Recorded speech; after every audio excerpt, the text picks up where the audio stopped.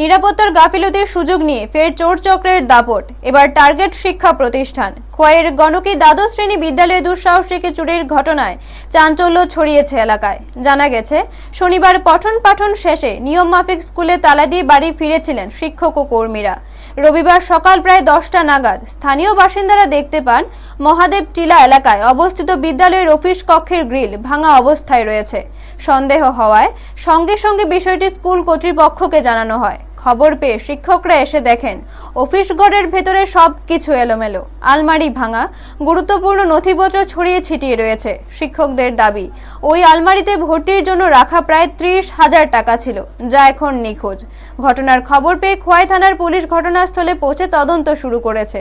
কিভাবে চুরি সংঘটিত হলো এবং কারা এর সঙ্গে জড়িত তা খতিয়ে দেখা হচ্ছে। সরকারি শিক্ষা প্রতিষ্ঠানে এমন দুঃসাহসিক চুরির ঘটনায় নিরাপত্তা ব্যবস্থা নিয়ে প্রশ্ন তুলেছেন স্থানীয় বাসিন্দারা। ব্যুরো রিপোর্ট, নিউজ তৎকাল 24। কিছুক্ষণ আগে আমি শুনতে হচ্ছে আমার একজন ফোন করছে যে স্কুল চুরি হয়েছে।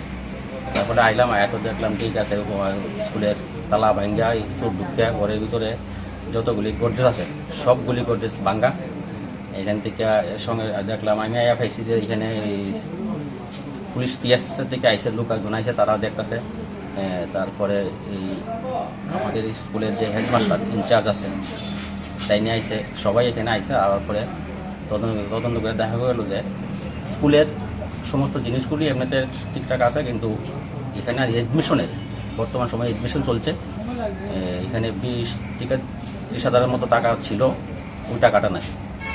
আর জিনিসপত্র ওখানে কি আছে না আছে এটা তদন্ত চলছে, তারা দেখবো আর কি এখন কি আছে।